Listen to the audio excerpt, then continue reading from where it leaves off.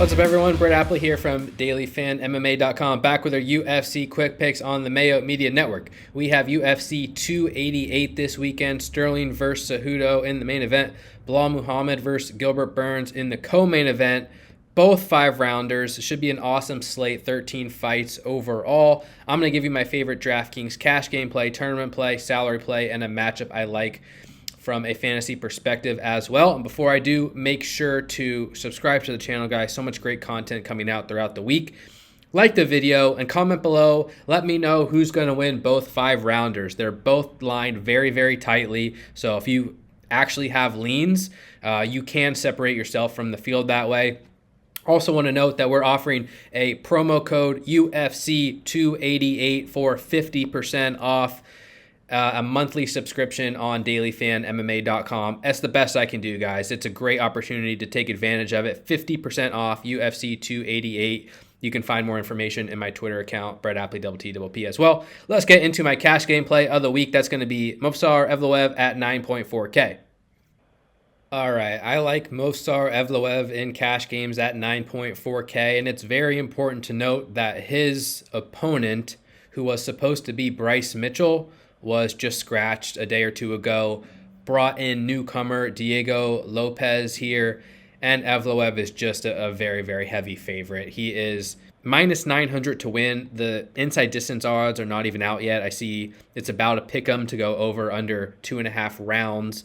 Evloev is undervalued at this price tag. I really like it from a cash game perspective for that reason. He's an absolutely elite wrestler and grappler. He averages 4.83 takedowns per 15 minutes. Also a very skilled striker, 4.36 strikes landed per minute, 2.79 absorbed. And he's fighting an opponent in Lopez who is like a BJJ guard sub player. Gives up takedowns pretty easily. He lost on the Contender Series, actually, to Joe Anderson Brito. Gave up 3 takedowns on 4 attempts and gave up nearly 8 minutes of control time in that span.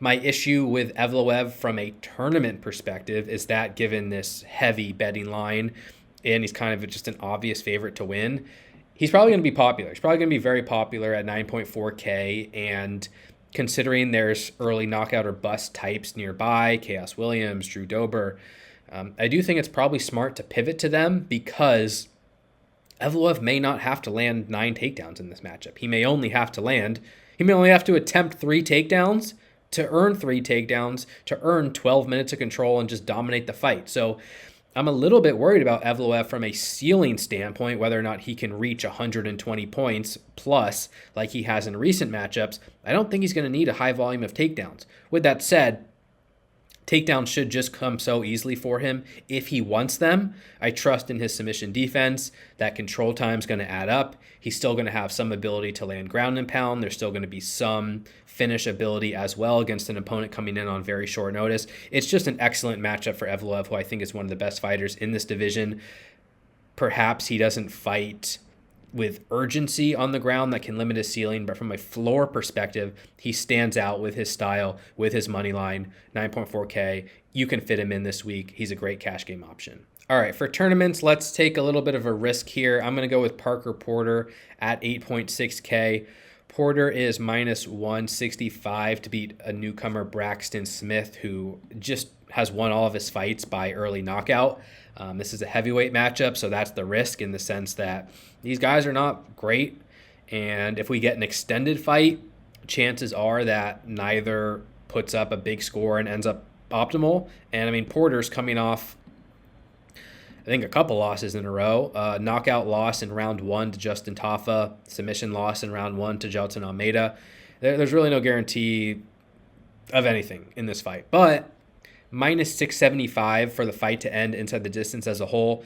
And Smith has just been fighting really, really weak competition. Comes from like a football background and just kind of wings punches. And he's not very big.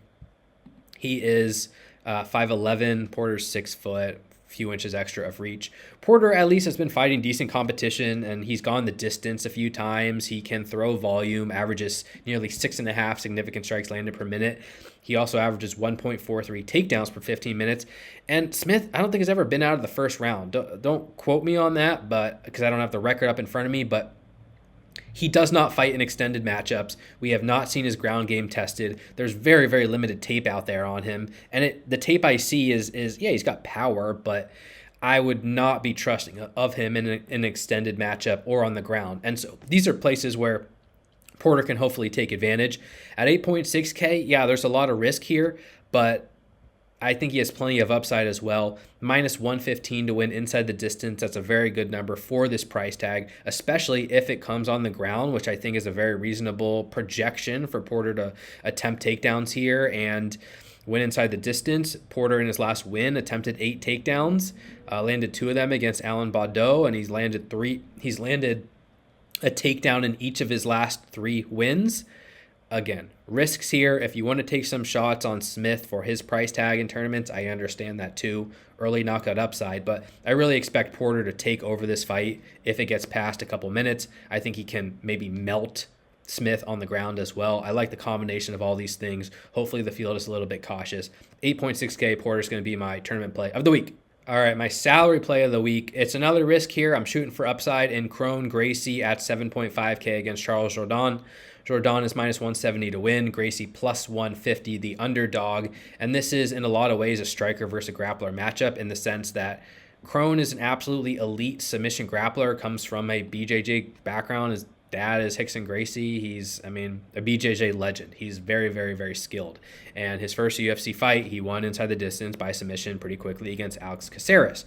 However, in his next fight, he took on Cub Swanson and just boxed his way to a decision loss, which is a little bit surprising considering his BJJ pedigree, and he's just not that great as a boxer. And that was in 2019, I believe. I will double check this one for you. Yeah, that was October 2019. So we have not seen Crone in quite a while. And the issue here is that he might just want to box. I think that's possible, coming off a long layoff. He knows he's a good grappler. He might just want to test himself like he did against Cub Swanson. And if he goes out there and boxes with Charles Jourdain, he probably loses. Jourdain's a very high-volume striker, a good, dangerous kid who tends to build in fights, and I would have to favor Jourdain in that fight. But Jourdain has given up takedowns to each of his last 6 opponents. He defends takedowns at 48%. He was submitted by Julian Erosa.